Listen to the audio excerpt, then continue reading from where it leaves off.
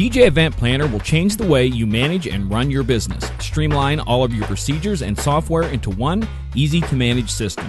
DJ Event Planner, the ultimate online planning tool. Okay, we are back. For those of you watching it on Facebook, or I can't follow the chats because first off, there's too many of them to follow, and we have our chat that's going on with the webinar area. Go to djntv.com/training. When we have the shows, you can go in there and you can sign up and get the links for the shows. We'll be putting those up every Tuesday. That makes it a little easier for you guys to grab because then you can watch it instantaneously. I mean, we say something, you reply, it's like that. There's no lag. It's cool stuff. Okay, our second question. We just finished up our first one about connecting with venue managers. Second one, somebody was talking about charging and rates. And I know, Brian, this is a topic that you absolutely love to talk about. Yeah, but my favorite. Yeah, this is probably a little bit different because when we talked about mobile DJ applications, we're talking about all the gear and all the different things. Now we're going into a club, and in some cases where I'm coming in with just a laptop and plugging in, or I might be coming in with a laptop and controller. I mean, how does a person price themselves without doing and I know somebody mentioned it earlier that, playing for beer.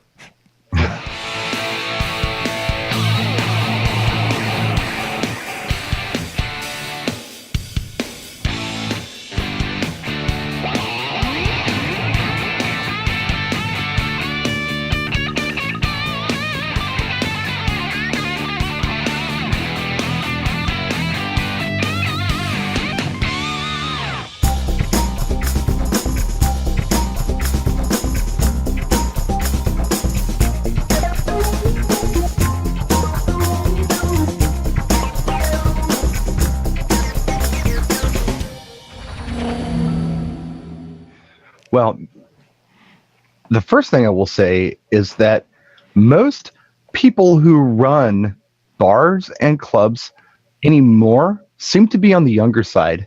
I don't see a lot of people who are getting into the hospitality industry at that level who are seasoned, because they know it's a loser now. I see a lot of young people doing it, millennials, hipsters, things like that. I mean, that's my whole neighborhood.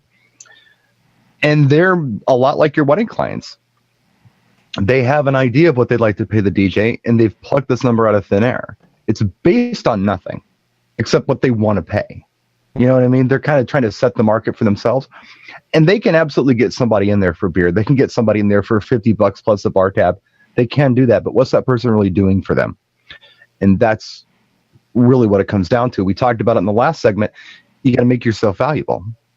If you're just a guy who goes in there or a girl who goes in there and plays your favorite song, that's how valuable you what are you going to do with that? But if you're somebody who goes in there and makes them money, you're worth more. So I think when you're talking about a wedding, yeah, they know how much they want to pay you. Now imagine somebody had 4 different events that they did for each wedding they had. There were 4 different events they had to do. So they had to hire 4 different vendors or hire you 4 times. Okay. If you went in the first time and said, okay, yeah, I'll do it for $650 for you this night, but just so you know, I normally charge $1,000, but I'm going to do it for you. Next time around, I can't do it at this price. This is an introductory price. Right. And you do a great job for them. And then they say, okay, thank you. Second event, they hire Bob, and no offense to anybody named Bob, but they hire Bob, and Bob's a bar DJ, and he isn't real hip on the wedding thing. He doesn't do as good of a job as you did. So then there goes, hey, you know what, Steve was the guy we wanted. So we're going to call Steve back. He costs more, but he's worth it. People stuck around. They danced. They drank. They had a good time. When Bob was doing this, it wasn't really happening. Kind of treat the bars like that. Mm-hmm. I've done that in the past. I've gone in at their risk. Okay, fine, you're the boss. I'll go in at your rate. But this is what I'm going to do it for all the time. Then they bring the next guy in. He doesn't do the same job I do. So they say, okay, what's it really going to take to get you in here? Because we really liked what you did. Yep. So they don't know what they've got until it's gone. Very much so. They want it back. So that's kind of how I've done it. And I do things that a lot of people don't do at bars and clubs and lounges that make the bar money. Mm-hmm. People don't understand that. Oh, well, they danced all night. Great. What the bar look like? Yep. Well, what control do I have over that? A lot. I have a lot of control over that. You're the DJ. So those are my thoughts on that, if that made any sense. Yeah, I don't think you can understate the whole concept of making the bar money, and it's really all about that tab. And we've talked about this in past shows, is that there's going to be times where you're going to be changing that floor over, and it's intentional because we're here to make the bar money. We're not here to have people dancing. I mean, that's a nice side of what we do. Part of it, but it's not. We can, if we have a dance floor, people going 150, 200 people dancing all night long, and the bar doesn't sell much of anything. They're out of business, and we're out of a job. Right. Robin had a question, I think. Did Robin have a question? Where I didn't see. Under participants, it said Robin raised hand. Oh. I got to go. I'm over to that one. Sorry. Yeah, this is all new to me. Yeah. If I went into any bar, club, or whatever, and just wanted to play my favorite songs all night, yeah, all I'm worth is free beer. Yeah. It's all I'm worth. And that's fine. And some people may enjoy that, and that might be fine for the bar. But if I'm doing anything beyond that, if I'm making the bar money or I'm doing the bar a real service, then I need to be paid accordingly. Howie mentioned, Ian asked a question. Again, this is in the webinar chat. You guys need to go out to djntv.com, sign up for the Keep Up to Date with the Insiders level, and then you'll be getting links on how to get involved with these things. Ian asked about how do you turn the floor over. Howie mentioned that you get them thirsty, get them sweaty, and then you slow it down and send them to the bar. Not quite. I mean, I know how he's saying it right, but that would be interpreted by some people say, oh, then we go dance, and we go to a slow dance. And from my experience and your experience, Brian, is a slow dance the one that sends them to the bar to buy drinks? Not always. No. So this is the bar to pull people away from the bar to come dance. Exactly. There's dogs playing ball up there, and the dog weighs 500 pounds. I apologize for the squeaky floors. We're fine. Blanca's not thinking. She's playing ball with the dog. What I did at the Salsa Club was the best example that I can think of because I never slowed it down. What I would do was switch genres. Yeah. And when you go to Latin clubs, you're either there to salsa or merengue or bachata or even cumbia. Maybe hear a reggaeton song, but these four different things will bring people on and off the dance floor.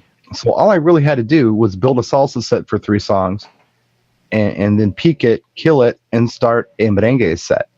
The same people who dance merengue aren't the same people who dance salsa, so I would rotate the floor that way. I'd bring somebody out and replace them with whoever I sent off. It's the best example I can think of.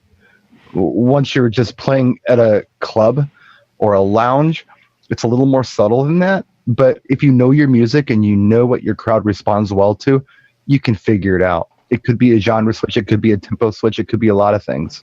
Yeah. But basically, it's hills and valleys in the set. Yeah, I think that's exactly what. Yeah, and Howie just mentioned it. His was bringing the tempo down, maybe from 128, which of course is optimal, whatever. Yeah. Bringing it down to 110 because that's going to send some people off. Or you play one of those little sexy grinding songs and then the people go off and some people go off, a couple of people come on the floor, and that's when they'll go and still be kind of moving and grooving up by the bar as they're like, I need 7 shots of tequila. And they do it. They do it, man. Yep, especially if you've been really moving the floor and working that floor back and forth. And again, as in the bar business, keeping the young ladies happy and on my dance floor goes a long way to I keep thinking to myself, I haven't played clubs in a while, but that's not true. I played a club I played a club New Year's Eve. And to give you an idea of my worth at that club, I made $1,000. Yeah, very nice. I played 3 hours. I plugged into the house system. I made $1,000 that night because that's who they want me there on New Year's because I do what they want me to do. Yeah. And they make money. There's the casino getting out. Good stuff. Gang, we're going to go to our third session. If you're watching this on YouTube later, the links are in the description below so you can pop to the other ones. Facebook Live will be right back.